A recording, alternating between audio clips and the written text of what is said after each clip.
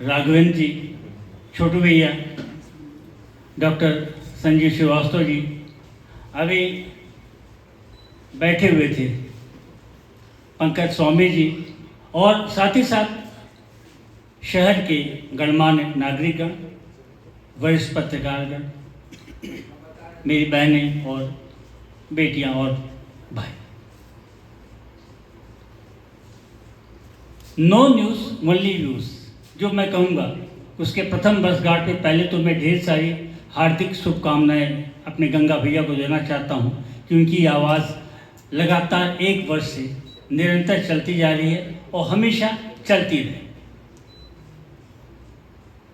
और दूसरा पक्ष मैं करना चाहता हूँ, जैसे इस YouTube का टाइटल है, निश्चित तौर पर यह संपादकीय पृष्ठ को प्रतिबिंबित करता है और संपादकीय पृष्ठ किसी भी समाचार पत्र की आत्मा होती है, उसका विचार होता है, उसका मुखौटा होता है। जो समसामयिक विषय, चाहे वो राजनीतिक हो, चाहे आर्थिक हो, चाहे सामाजिक हो, चाहे विकास का बात हो या किसी प्रश्न को लेकर समाज के समक्ष रखता है और लोगों को जागरूक करता है। मैं भी सुनता हूं, निरंतर सुनता आता हूं। शहर के विकास का मामला हो, शहर के यातायात की बात हो, शहर की शिक्षा की व्यवस्था की बात हो, या समाज में किसी तरह की कुरीतियां व्याप्त हो रही हैं, उन सभी बिंदुओं पर निष्पक्ष भाव से विद्वत्तजनों के माध्यम से न्यू न्यूज़ ओनली व्यूज़ अपने विचार रखता है और लोगों को जागरूक करता है। निश्चित तौर पर एक बार मैं पुनः गंगा भैया को ढेर सारी शुभकामना देता हूं कि यह आवाज़ निरंतर चलती रहे, कभी बंद हो, जिससे शहर का संपूर्ण राष्ट्र जागरूक हो सके। जहां तक प्रश्न है, बदलते दौर की पत्रकारिता की बात और सोशल मीडिया की भूमिका, खतरे और जिम्मेदारी, विषय बड़ा है। अभी कुछ दिन पहले 2 जुलाई को श्री पंकज स्वामी जी विभाग में एक कार्यक्रम था, आए हुए थे। उस कार्यक्रम में एक बात उठी, उन्होंने कहा कि आज के दौर में, खेल पत्रकारिता को लेकर थी, कि आज के दौर में इतनी ज़्यादा चुनौतियां बढ़ गई हैं, दफ्तरों में पत्रकारों की संख्या कम हो रही है और एक पत्रकार वो क्राइम भी देख रहा है, नगर निगम भी देख रहा है, रेलवे भी देख रहा है, विद्युत मंडल भी देख रहा है, तो उसे स्पोर्ट का भी काम दे दिया जा रहा है। अब प्रश्न ये उठता है कि क्या वह विषय विशेषज्ञ बन पाएगा? क्या उस विषय का उसको ज्ञान हो पाएगा? वो कई विषयों का ज्ञान उसको लेना पड़ेगा। यह एक पत्रकारिता का बदलता हुआ स्वरूप है। जहाँ तक सूचनाओं की बात हो रही, जैसा भी कुछ देर पहले आदरणीय महापौर जी ने कहा कि सूचनाओं की गति तेज हो रही है। मैं पंडित कमला प्रसाद त्रिपाठी की पुस्तक पत्र और पत्रकार पढ़ रहा था, जिसमें उन्होंने हिटलर की बात कही और गांधी जी की बात कही। उन्होंने कहा 1 घंटे बाद सूचनाएं मिली कि उनका निधन हो गया, उनकी मौत हो गई।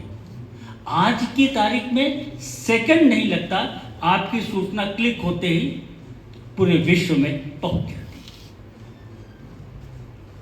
और आप समाचार पत्र आज के दौर में उठाकर देखें तो निश्चित तौर पर सोशल मीडिया के 4 से 10 खबरें जो अपराध से केंद्रित होती हैं वो होती हैं। आज मैं पढ़ रहा था, उत्तर प्रदेश की खबर थी, 2 महिला आरक्षक जिन्हें महिला दीदी के नाम पर, आरक्षक दीदी के नाम पर, साइबर दीदी के नाम पर जाना जाता है, वो ग्रामीण महिलाओं को जागरूक करने के काम कर रही, क्योंकि उनके हाथ में मोबाइल है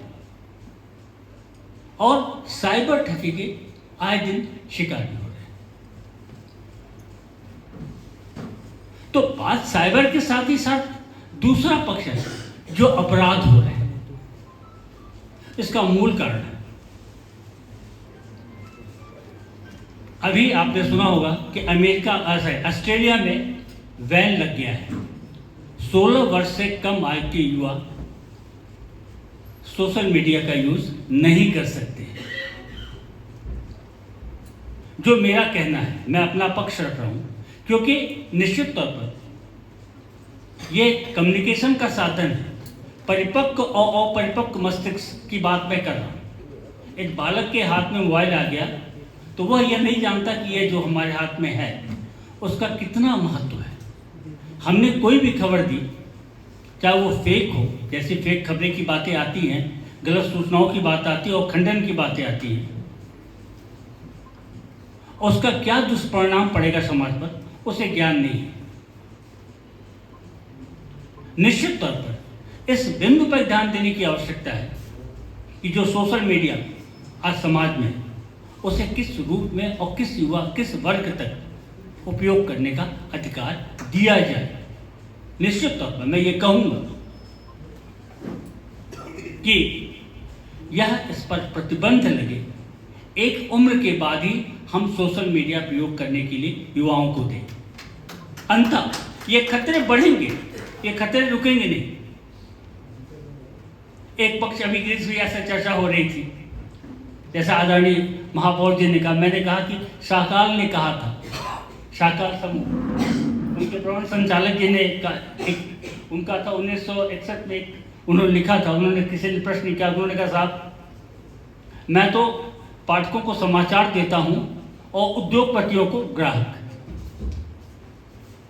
निश्चित तौर पर कॉर्पोरेट की बातें आती हैं, लेकिन एक जो पक्ष है कि बिना पैसे का कोई उद्योग नहीं चल सकता, यह सत्य है। और यदि हम उद्यम चला रहे हैं तो निश्चित तौर पर हमें विज्ञापन या अर्थ चाहिए। बिना अर्थ के हम किसी भी उद्यम को चला नहीं सकते, और अर्थ हम ले रहे हैं तो निश्चित तौर पर हम कॉर्पोरेट की बात कर रहे हैं। बिना कॉर्पोरेट के हम नहीं चल सकते। लेकिन एक पक्ष जरूर महत्वपूर्ण मैं कहूँगा कि कॉर्पोरेट की छवि संपादकीय और संपादकीय पेज पर नहीं आनी चाहिए। मुझे लगता है नो न्यूज़ मुरली व्यू इससे प्रभावित नहीं है। आज भी उनके जो आ रहे हैं वह निष्पक्ष हैं, निर्भीकता के साथ आ रहे हैं और समाज को एक दिशा दे रहे हैं। मैं अंत में पुनः गंगा भैया को शुभकामना देना चाहता हूँ। हम आदरणीय अपने रविंद्र भैया को प्रणाम करना चाहता हूँ और चैतन्य भैया को और आप सभी लोगों को मैं हृदय से प्रणाम कर रहा हूँ। मैं अपनी वाणी को विराम दे रहा हूँ। धन्यवाद।